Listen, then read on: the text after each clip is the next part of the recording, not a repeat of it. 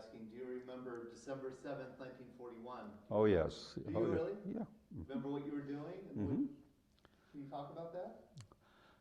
Yeah, as a matter of fact, on December 7, it was a Sunday, and I was in the living room of our home, had the radio on, and all of a sudden I started hearing about this attack by the Japanese on the U.S. naval fleet in Pearl Harbor.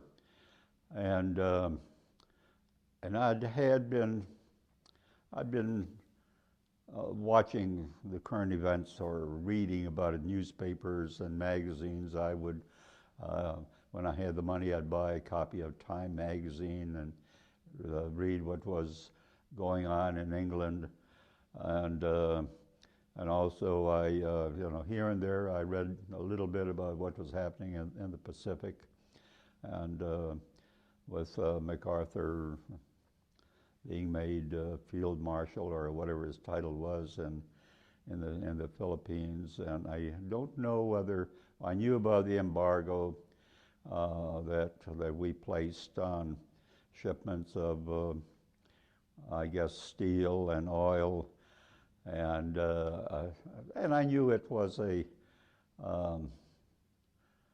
touchy thing. And prior to hearing this broadcast, and I can recall even reading about one fellow that had written a book years before. I don't know, maybe his name was Homer Lee, L-E-A. And who his prophecy was that the Japanese were going to attack the naval fleet at Pearl Harbor. It'll be a surprise attack. I don't recall whether I think he indicated that the route would be the one that the Japanese actually took in attacking us in 1941. So I had some familiarity with it and all that, whereas, I know a lot of people that were wondering where's Pearl Harbor. Well, I was into that a bit, so I knew Pearl Harbor was Hawaii, and this was bad news as far as the United States was concerned. Also, your parents, if you might state, you had a kind of a family interest because of your parents' background in World War II. You were aware of. Oh yes. Well, both my parents came from Poland, and certainly on September 1, 1939, certainly heard the newspaper boys hawking the newspapers and yelling extra, extra, and so we certainly paid a lot of attention as to what was going on in Europe. My folks had relatives over there, brothers, sisters, and all that, and unfortunately, I don't remember, how many or whatever. I knew that. Seems to me that some of them managed to escape to England, but what happened to them, I just don't recall. But I took a greater interest, certainly because of the Polish factor, and because my interest in history and geography and all that, to realize that this was serious business. We are in war, and it's going to be quite a long war. And you realized at your age that you were going to probably be a part Oh, of it. absolutely, absolutely. I was a senior in high school at the time, and the following day, my buddies and I went to the Federal Building in Detroit, our hometown, and talking about volunteering and for service right then and there. And but the recruiters basically said, look, you only have half a year to go. Why don't you finish up, and then would love to have you at that time. And which that's what transpired. We all graduated, and then I can recall one fellow joined the Marines within a matter of weeks after that. The rest of us, well, most of my other friends then just waited for the draft. My buddy and I decided to try to get into the Army Air Force because we waited for the draft. We didn't know what would happen, and it probably would have been toting a rifle and all, and had never been in a plane before. And that's the way it was, who had flown up to that time? Very few individuals, and but anyway, my buddy was called in first and went into aviation cadet training, and ultimately became a co-pilot in a B-26 Martin Marauder with his twin-engine bomber. And it took me a little later, because I had problems with my eyes, convincing the recruiting office or whatever it was, the Army Air Force, I guess it would have been the recruiters there, that my eyes were adequate. And initially I was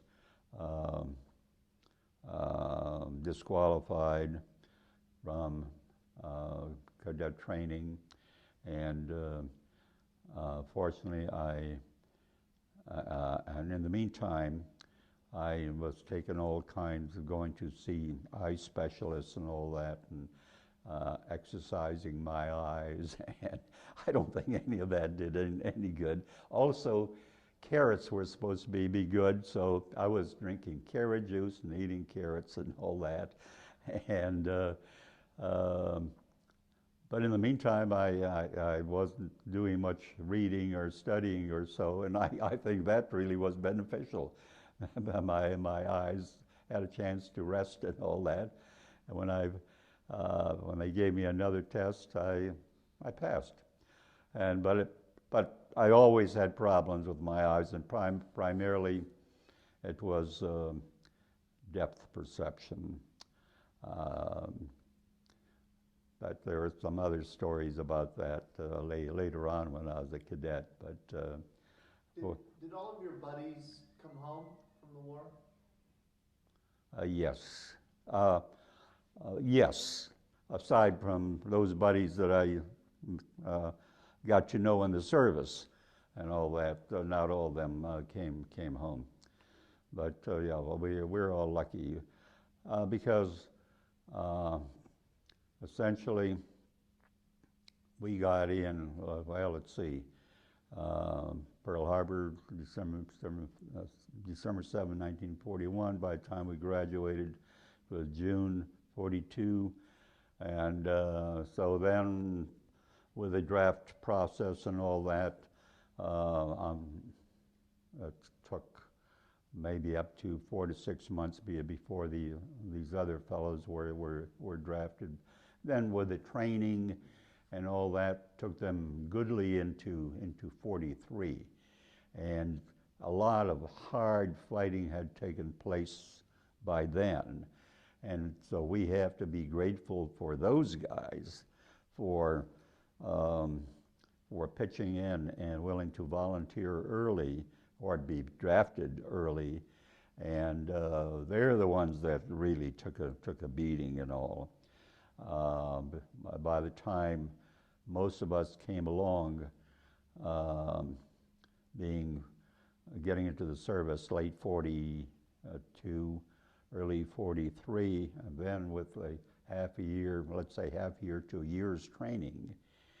In my case, it was a year's training 13 months, as a matter of fact. Um, so I was lucky because being in the Army Air Force, by the time I got in, the Luftwaffe was pretty well knocked to pieces. I mean, they still were a factor, but not the factor that they had been back in 42 and 43 and a good bit of 44 even. Did you want to be a pilot? Yes.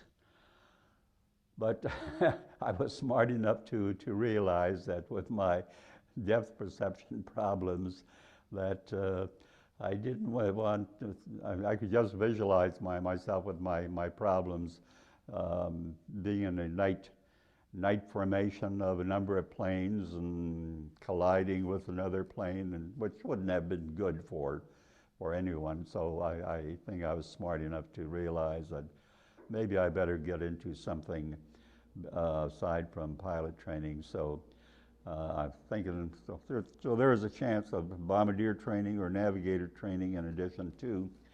So I opted for navigation training. Why? Well, first of all, pilots, that was out.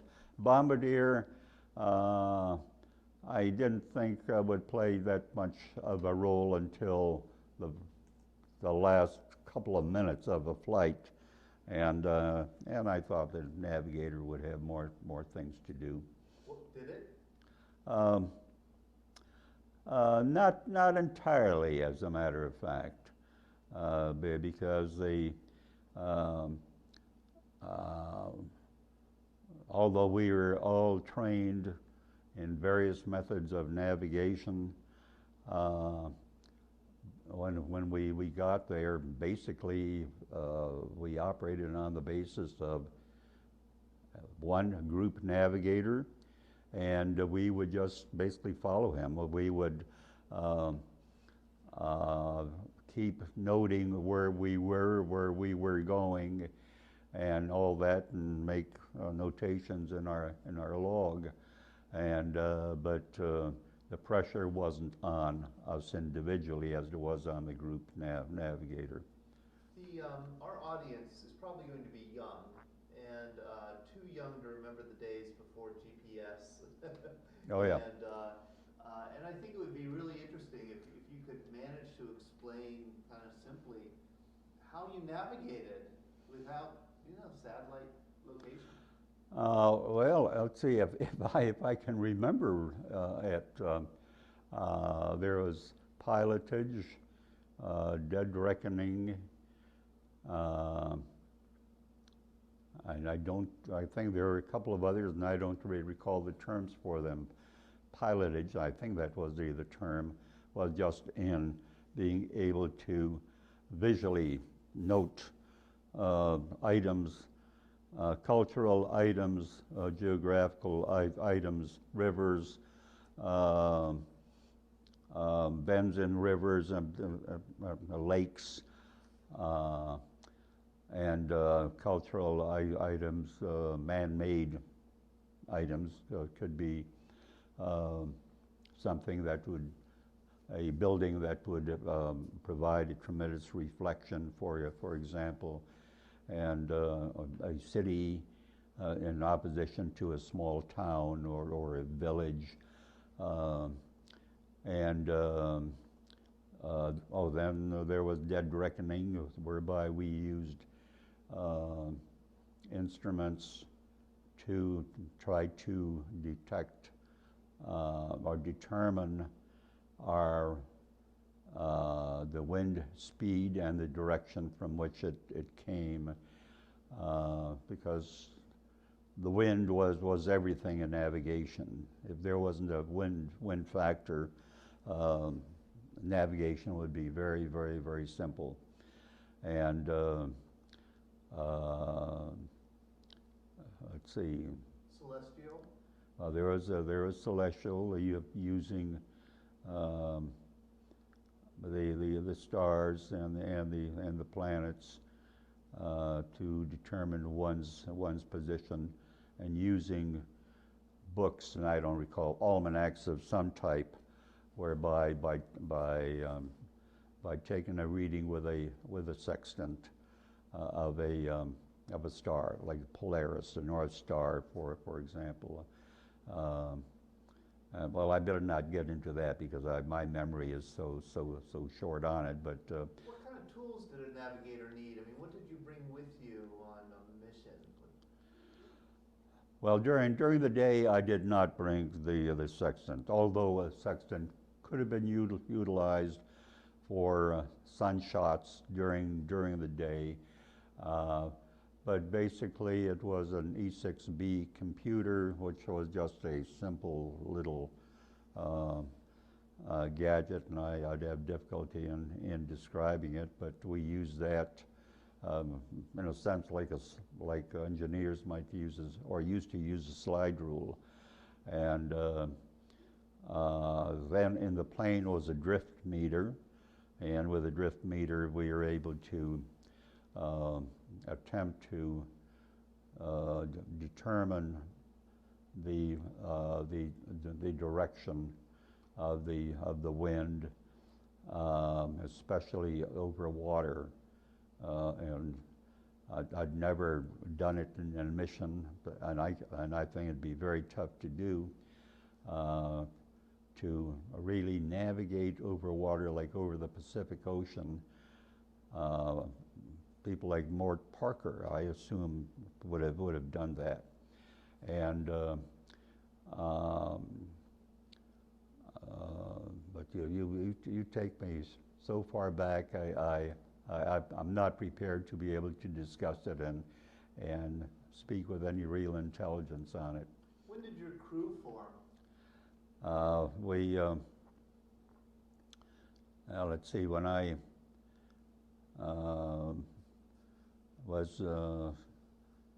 got my wings and my commission, let's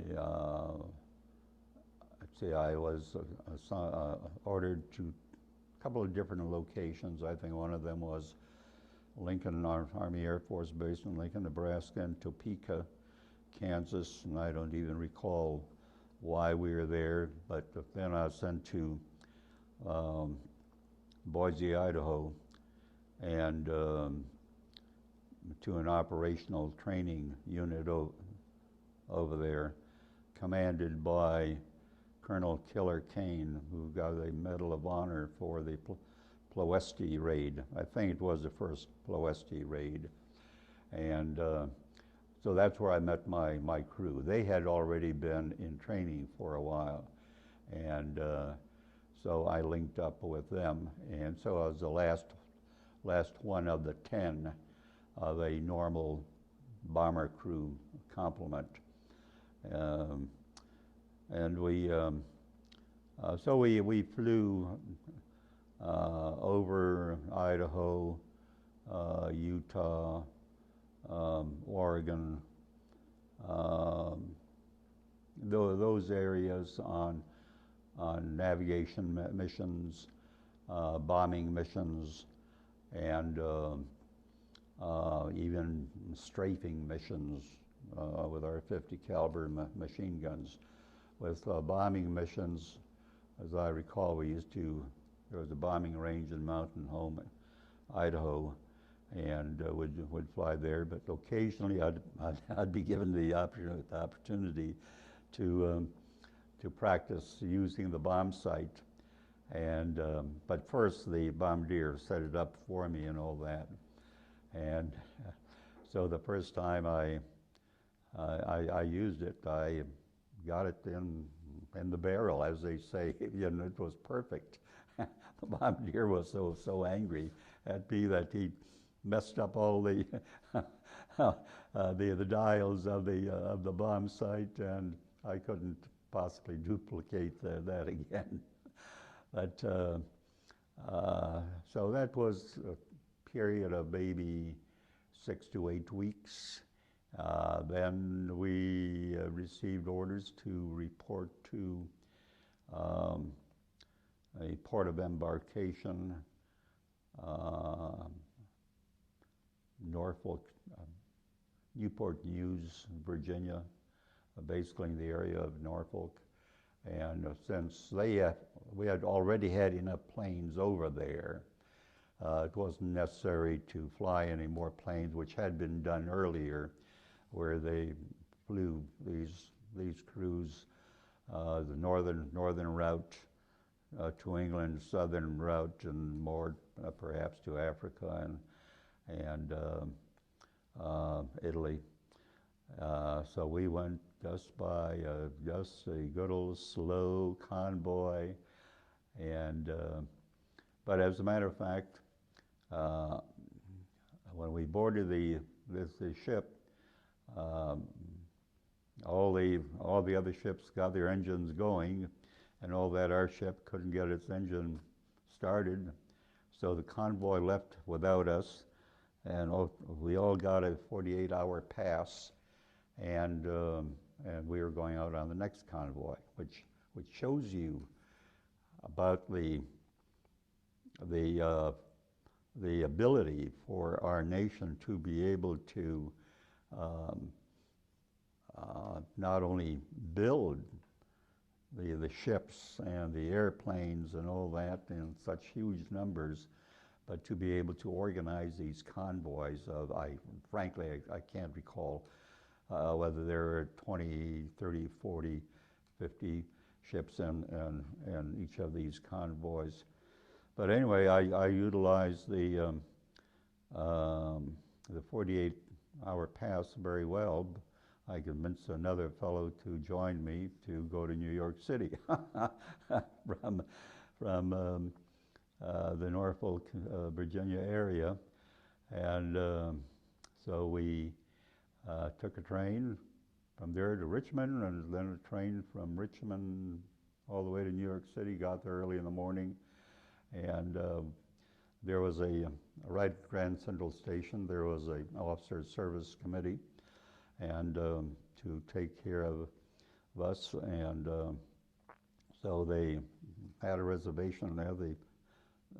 Not a reservation, but they saw to it that we could spend the night at the Waldorf Astoria, and that cost $8, I believe, and I don't know whether it was total or for each one of us, and I wanted to see Oklahoma, which was quite new yet. I think Oklahoma started maybe a year before, but it was still a huge event, huge musical comedy. And so I had that for the evening, the Saturday night, but in the afternoon we had tickets for a play called Jacobowski and the Colonel with Louis Calhern, who was a well-established stage actor and a movie actor, and Annabella, who is a French actress. I think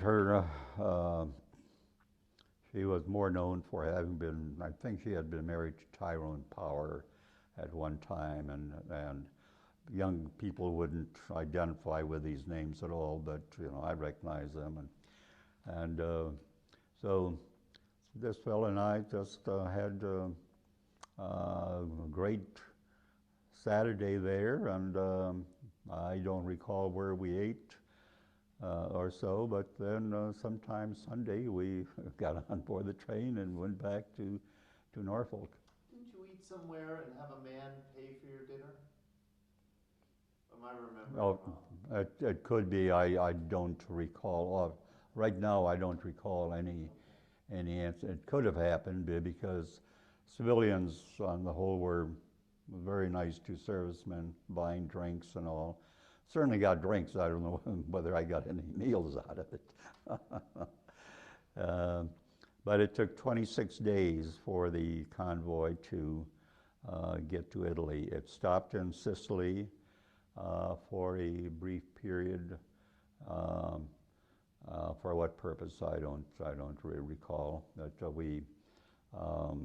the convoy stopped in Naples, and it was interesting that there wasn't any, I don't know what they would call it, the means of getting from the ship to shore.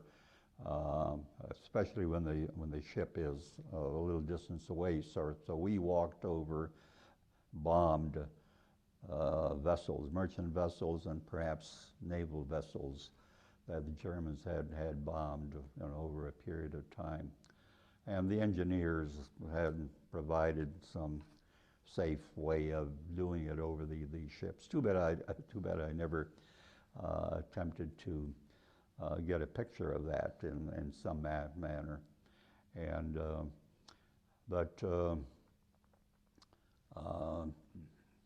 took us to an area called Caserta, and seems to me the king had some kind of palace in that area, and we spent I don't know, two or 3 days over there, and in the meantime they were determining where they were going to be sending the individual crews, and so that was finally sorted out, and we then boarded a train, boxcar. So we just were in boxcars. Almost remind me of what I read about the GIs and the other Allied soldiers during World War I. And but we didn't. I don't know whether we must have traveled overnight, and got us to a certain location called Gioia, as I remember, Gioia maybe. And from there, they put us into a truck and got to my bomb group, the 450th Bomb Group. And I was assigned to the 723rd Bomb Squadron. So there were tents for individual crews, but in time what we did is we managed to get one or two of the Italians over there, the men, to create in a sense, a cement floor, and then with tufa block, maybe about 2 or 3 feet high, that tufa block was hewn out of the ground.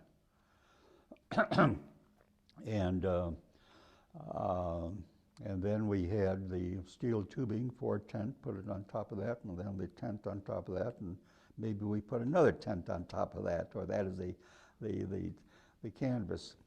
And we had a gasoline stove.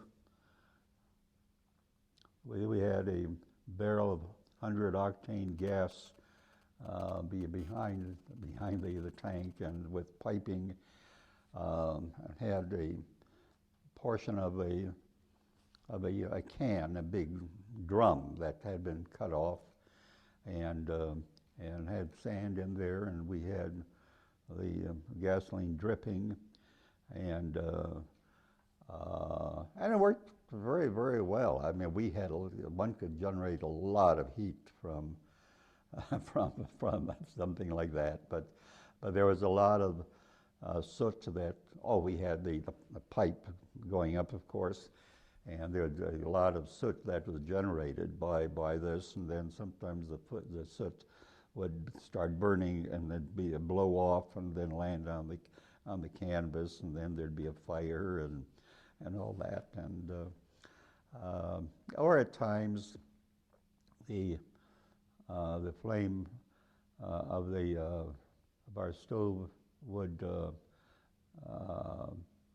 be extinguished, but the gasoline would keep on dripping, and then somebody would put a match to get it started again, and it wasn't pretty. But anyway, that was life over there. A lot of mud. We were there during a very bad time. This was left the States, I'd say, in September of '44, and by the time we got to the air base via the convoy and all that was sometime in October, and started flying very shortly, and the weather was just ugly and cold, raw, and but if it wasn't real cold, then it'd be rainy, and then we'd have all kinds of mud that we'd have to traipse through. And as to the runways, I don't recall whether they were had asphalt runways, or my understanding is that airbase had belonged to the Italians at one time. It really wasn't much of an airbase. There were 2 or 3 buildings, hangar-type buildings there, and so they probably had, instead of a steel planking runway, which was used in the Pacific and Alaska a good bit, and might have been used by us in some locations in Europe. I don't recall that that we had that. It probably was asphalt or cement. And could you describe what the B-24 you're playing was like? I mean, how many people were in the crew? And yeah, the B-24 was a 4-engine bomber, and it was the B-17 4-engine bomber came before the B-24, and it was decided for whatever reason that there should be another plane to perhaps, in a sense, be able to do the same thing, but perhaps be able to do more. And the B-24 did do more in the fact that it had a greater range, could fly further. I suspect it could fly higher, had a bigger bomb load, and could be used as a transport. So it was used a good bit. I know FDR and Churchill had used B-24s as transport planes. And so there was a crew of 10, 4 officers, that is the pilot and co-pilot, the navigator and the bombardier. And there was a nose gunner who might have had another task, like an assistant engineer or so. There was a radio operator. There was an engineer of the plane. There was a tail gunner, belly turret gunner, and we had 2 individuals in the waist firing the waist guns, but they generally had other tasks. So there's a crew of 10, and I wasn't trying to really count the number of individuals, as I was sort of combining individuals and positions that they on board the plane that they had, and since B-17 was the first bomber and it flew out of England, it received much more publicity than the B-24. There used to be wisecracks made that the B-24 was a crate that the B-17 came in, you know. But there were more, I think there were more B-24s made than any other American combat plane. It was better than 18,000. And Ford Motor even got into the act and building them at the Willow Run plant. And once he got going, he was cranking them out to about 1 an hour, which was remarkable because previously the Consolidated, which was one of the few aircraft companies in in the United States at the outbreak of the war, and they designed the B24. Was doing things the old-fashioned way, and when Ford had decided they were willing to make the plane, the Air Force agreed with them, and they sent their experts, production experts, and they showed them how to produce a plane fast and be able to be as fine a product as what had been made by Consolidated. Do you remember your first mission? No, yeah, because generally they give you a milk run the first mission, and where there might not be any opposition at all. Although I think there always had flak, just about any target that we encountered, and so I really can't tell you which one it was. It might have been in Yugoslavia, because we were more on the Adriatic Sea part of Italy, and the Adriatic Sea, of course, was right there, and Albania, Yugoslavia were across the way. So it might have been a bridge in Yugoslavia, and I must add that when you're very young and sort of stupid, one really doesn't concern himself with being shot down or so.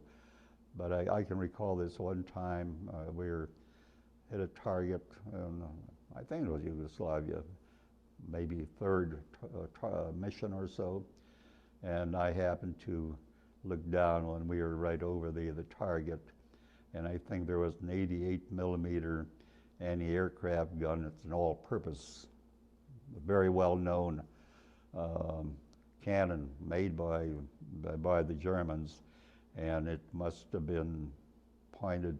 I thought it was pointed right at me because I could see the flame belch out of the barrel of the gun, and I thought it was pointed really right at me. And all of a sudden, I became a convert to the idea that yeah, I could be killed here, you know.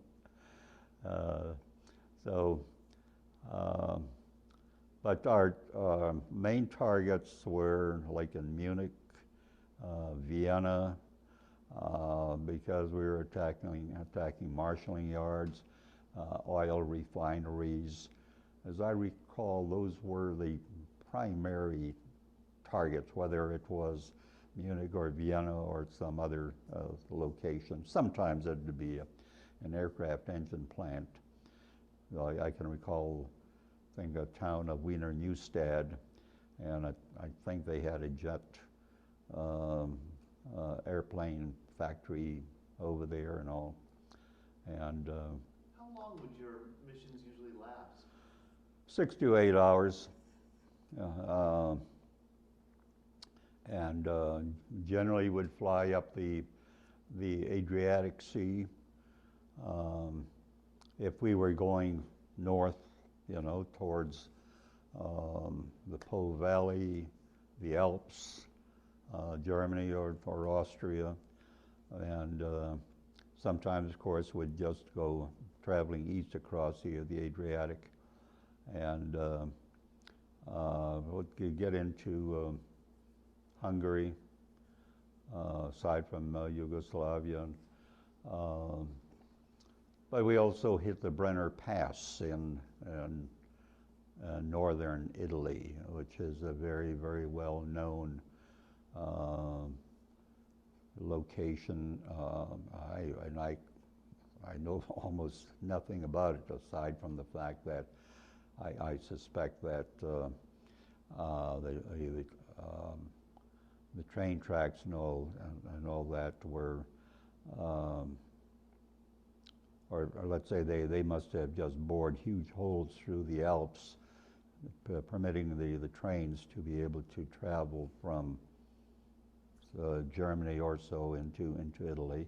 I know that Hitler and Mussolini had met in the Brenner Pass one time. So we bombed that, and we also bombed the front lines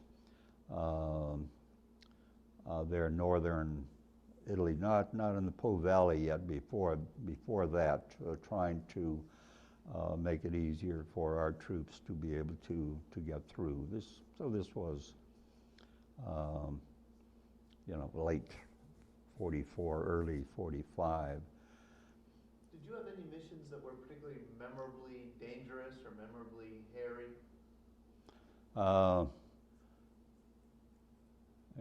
Let's see.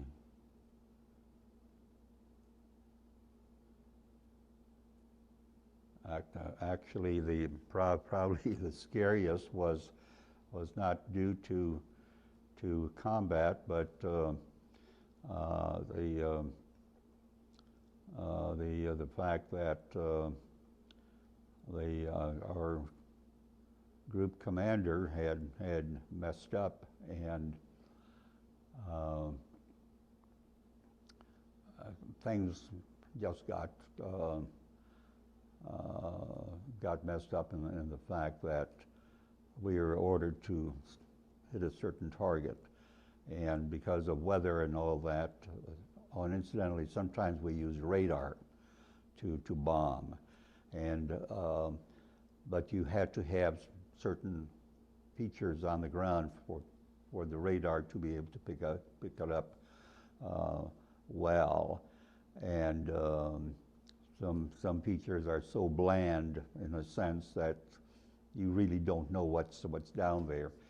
So instead of dropping bombs by radar, it was decided to go to our secondary target, and unfortunately, so we were in a formation of 7 planes, and it's sort of double diamond for the formation, one diamond behind the other, and I at one moment I looked in front of me and I saw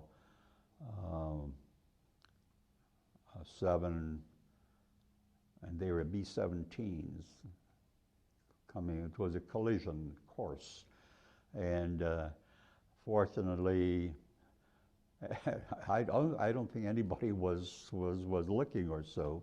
The last moment, the B-17 saw us and just managed to go right over us, and I felt that distance-wise, I probably could have thrown a ball or an orange at one of those planes and hit it. I might be exaggerating a bit, but it was close, very, very close, and I thought, well, this is sheer stupidity that this happened, but those things happen, and so there were apologies extended by the commander when he landed and went to each of the pilots and apologized, but fortunately, no, there was no collision. But if the planes had plowed straight ahead, well, there'd have been 14 planes that would have been lost, and 140 people, men, right then and there would have been killed. How many missions did you fly? 50 missions, but actually. But I should mention that initially, beginning of the first year or two, the flyers were given a target of 25 missions, and a huge number did not make it. But as time went on, and we were getting the better of the Luftwaffe, chances looked better for survival and all that. So the Army Air Force then extended the missions in some way. When I first got there, it was 35 missions, and somewhere along the line they said now it's 50 missions. But they sort of made it a little bit more palatable by saying, well, when you go hit such and such target, we'll give you credit for 2 missions. So basically I had probably 37 missions and 37 sorties and 50 missions. Do you remember your final mission? Did you know it was your final mission, and were you? No, I really don't remember that. It's there's one mission that stands out in my mind, because I was in the lead plane and to assist in lead navigation, for the group, and we took off and did a 180. Of course, it's over some distance, and I happened to look towards our air base, and I saw just a huge black plume of smoke, and I thought, oh, this doesn't look good. So there was a plane, I don't know, it might have been the second plane, one right after ours, that blew up on takeoff. What happened is and I found that out after we landed, after we completed our mission. Is it okay? That as the plane started picking up speed, going down the runway to take off, one of the propellers sheared off, just broke off, and started tumbling along with the plane, but at the same time slicing into the plane, cutting the gasoline lines and all. And